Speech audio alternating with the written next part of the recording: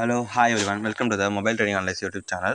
நம்ம இதில் என்ன பார்க்க போகிறோம்னா, வாட்ஸ்அப் பெய்ட் குரூப்பில் வந்து நம்ம சிக்னல் கொடுத்துருந்தோம்ல, ஸோ அதுதான் பார்க்க போகிறோம். ஃபஸ்ட்டு நம்ம சிக்னல் எந்த லெவலில் கொடுத்துருந்தோம் அதையும் நான் காமிச்சிடுறேன்.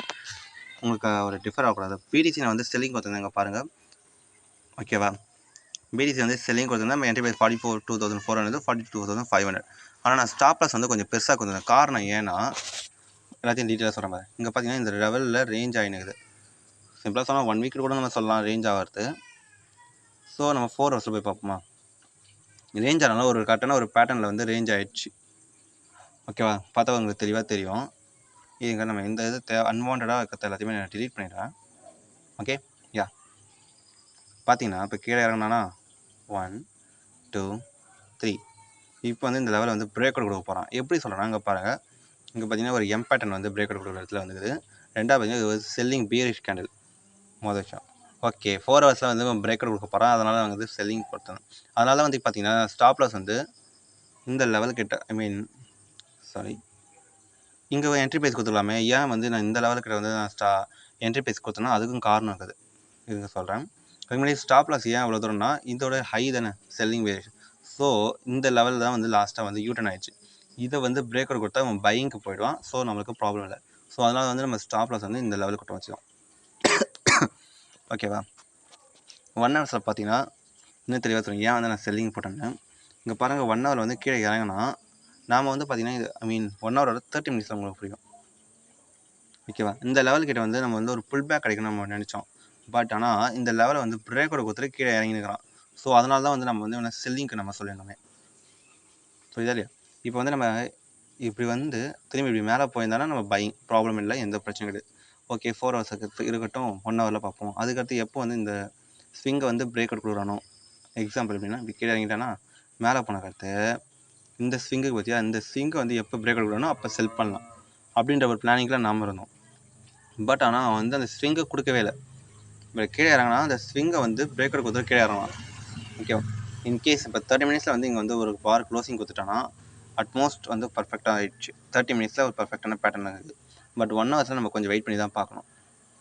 கரெக்டாக சொன்னீங்கன்னா இந்த லெவல் பார்த்தீங்களா, இந்த லெவல் வந்து எப்போ பிரேக் அவுட் கொடுக்கணும் அப்போ தான் வந்து நம்ம இன்னும் ஸ்ட்ராங்காக பை பண்ணிக்கலாம், செல் பண்ணிக்கலாம் என்ன கூட. 43,000 42,000 ஆல்மோஸ்ட் 350 கிட்ட. அதான் இந்த லெவல் வந்து எப்போ பிரேக் அவுட் கொடுக்குறானோ, நல்லா க்ளோசிங் கிட்ட கொடுக்கணும், அப்போ வந்து நம்ம இன்னும் அக்ரெசிவாக நம்ம செல்லிங் பண்ணலாம். அது வரைக்கும் நம்ம வெயிட் பண்ணி தான் ஆகணும். இப்போதைக்கு நம்ம சின்ன லெவலில் குவான்டிட்டி வந்து செல் பண்ணிக்கலாம். இன்கேஸ் இப்படி கீழே வந்து 30 மினிட்ஸில் வந்து மேலே க்ளோசிங் கொடுத்துட்டோன்னா ஆல்மோஸ்ட் 42,550க்கு மேலே க்ளோசிங் கொடுத்துட்டோன்னா நாம் வந்து க்ளோஸ் பண்ணிடலாம், ஆர்டரை க்ளோஸ் பண்ணிடலாம். முடிஞ்ச அளவுக்கு தேவையில்ல லாஸ் இருக்குது தேவையில்ல. ஏன்னா மார்க்கெட் வந்து இங்கே ட்ரெண்ட் லைன் கிட்ட ஒரு டபுள் பேட்டர்ன் ஆகிடுச்சு. கொஞ்சம் எனக்கு தெரிஞ்சாலும் இவ்வளோ தூரம் போக வாய்ப்பு இருக்குது. செல்லிங் மார்க்கெட் அக்ரெசிவாக இருந்தால் திரும்பி வந்து டபுள் பேட்டர்ன் வந்துச்சா அதை வந்து திரும்பி பிரேக் அவுட் கொடுத்துரும் கிட்டே டக்குன்னு வந்து நம்ம அப்படியே செல் இருக்கலாம். பட் பையிங் மார்க்கெட் வந்து எப்படி சொல்கிறேன்னா இப்போ வாலட்டைலான ரேஞ்சானது. ஸோ அதனால தான் நான் வந்து 1 or 2 டைம்ஸ் வந்து நான் வெயிட் பண்ணி பார்க்குறேன், ஓகேவா? இல்லைனா வந்து நான் அப்படியே சொல்லிடலாம். இப்போதைக்கு கரண்ட் பொசிஷன் பார்த்தீங்கன்னா நம்ம செல்லிங்கில் வைக்கிறோம், ஓகே, எந்த ப்ராப்ளமும் இல்லை, நம்ம செல்லிங்லேயே இருக்கலாம், சரிங்களா? நம்ம வந்து எதுக்காக நான் டார்கெட்ஸை நான் சொல்லிடுறேன் அதையும். இப்போ ஸ்விங்ஸை சொன்னல, இப்போதைக்கு முதல் டார்கெட் இந்த லெவல் தான். டார்கெட் சொல்கிறத ஆல்மோஸ்ட் ஒரு 100.250 கிட்ட. செகண்ட் டார்கெட் பார்த்தீங்கன்னா 42,000 தான், சரிங்களா? தேர்ட் டார்கெட் பார்த்தீங்கன்னா 41,800. கன்ஃபார்ம் 42,000 வந்தால் 42,000 வந்து அந்த ரெஸ்பெக்ட் கொடுக்காது. அதனால் நம்ம அதை பற்றி கவலைப்படணும். ஏன்னா 42,000 மேலே தான் வந்து இப்போ ட்ரேட் ஆகினுக்குது. ஸோ ரெஸ்பெக்ட் கொடுக்கறதுக்கு சான்சஸ் கம்மி தான்.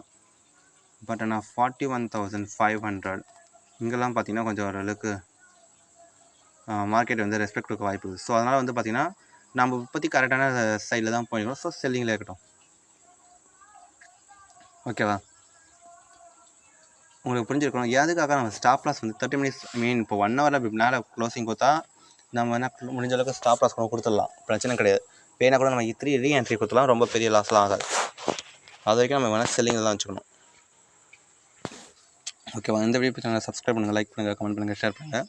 இந்த மாதிரி நம்ம டெலிகிராம் நீங்களும் வந்து வாட்ஸ்அப் பெய்டு குரூப் வந்து ஜாயின் பண்ணிங்கன்னா கீழே டிஸ்கிரிப்ஷனில் காண்டாக்ட் நம்பர் இருக்குது, கொஞ்சம் ஸோ காண்டாக்ட் பண்ணி நீங்கள் ஆட் ஆகிக்கோங்க. And then bye.